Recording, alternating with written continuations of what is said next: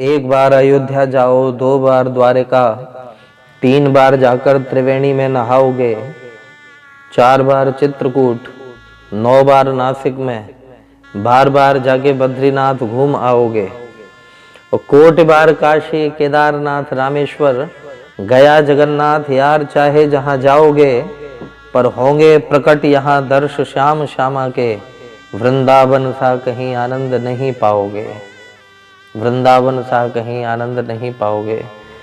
ऐसे इस श्रीधाम वृंदावन में जो महापुरुष वास करते हैं, उनके चरणों में वंदे महापुरुष ते चरणार विंदम। अभी 15 दिन पुराना एक वाक़या आप लोगों को मैं श्रवण कराऊं, क्योंकि जो लोग ये कहते हैं कि श्रीधाम वृंदावन एक केवल पिकनिक प्लेस है, एक केवल पर्यटक स्थल है, तो बहुत ज़्यादा बड़ी गलती करते हैं वो लोग। क्योंकि आज भी श्रीधाम वृंदावन में एक से एक ऐसे इस प्रकार के महापुरुष जिनको उनका पड़ोसी भी नहीं जानता है, कई तो इतने छिपे हुए हैं, क्योंकि आजकल जो छप जाते हैं उनको ही लोग याद रख पाते हैं और जो छिप जाते हैं उनको बहुत आम समझने लग जाते हैं। तो आज भी न छपे हुए छिपे हुए कई महापुरुष हैं जो श्रीधाम वृंदावन में दत्त चित्त होकर के श्री लाडली लाल का भजन कर रहे हैं।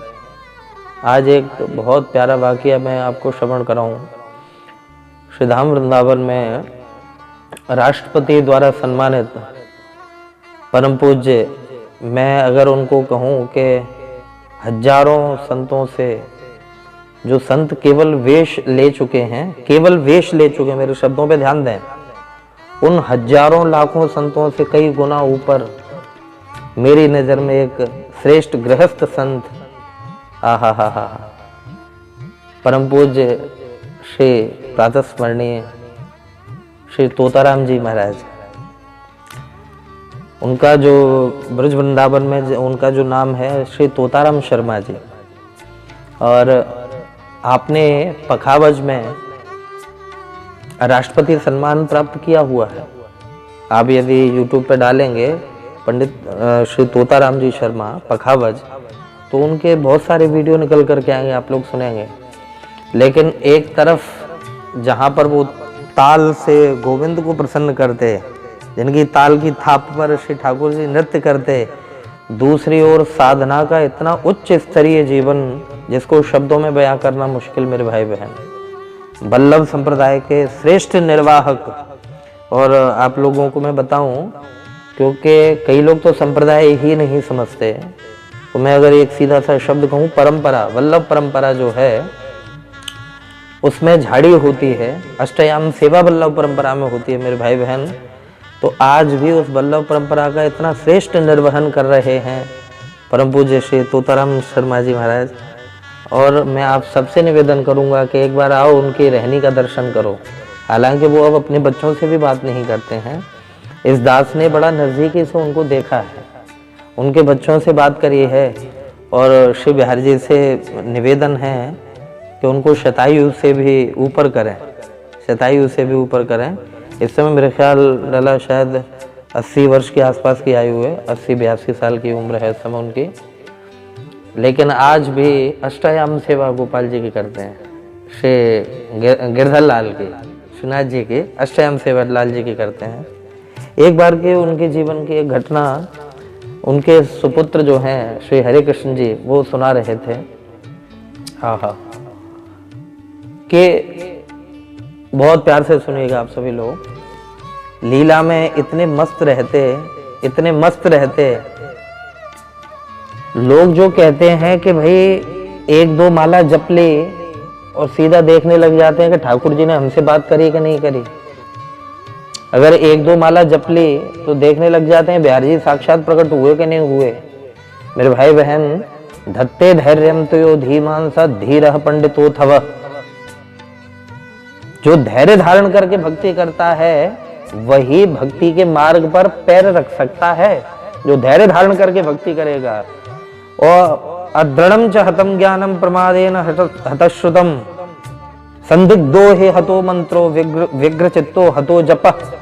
श्रीमद् भागवत जी के महात्म्य में प्रमाण आता है कि जब तक दृढ़ता पूर्वक भक्ति नहीं करी जाएगी मेरे भाई बहन, वो समाप्त हो जाएगा, वो समाप्त हो जाएगा। वो भक्ति तो रहेगी लेकिन वो भक्ति श्रेष्ठ भक्ति नहीं कहलाएगी।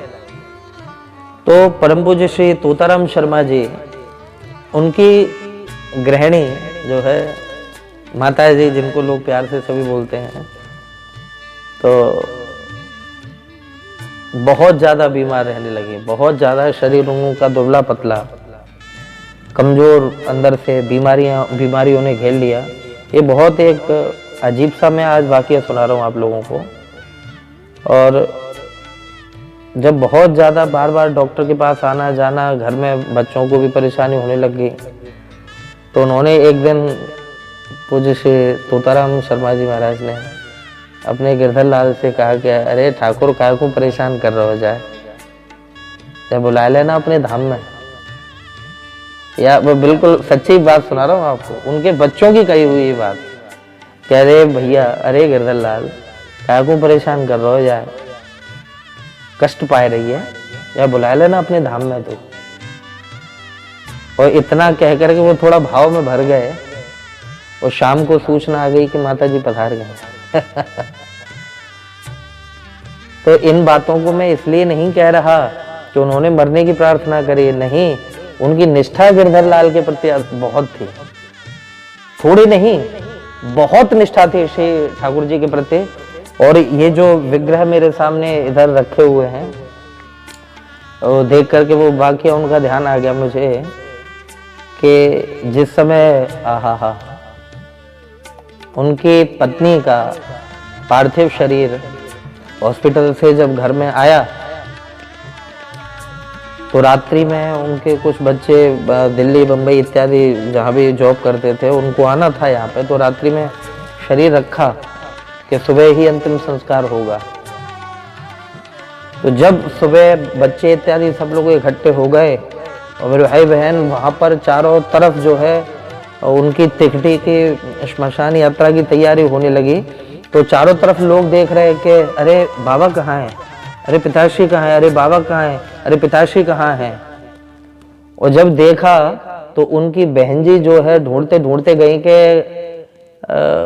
मिल नहीं रहे भैया, कहाँ हैं वो।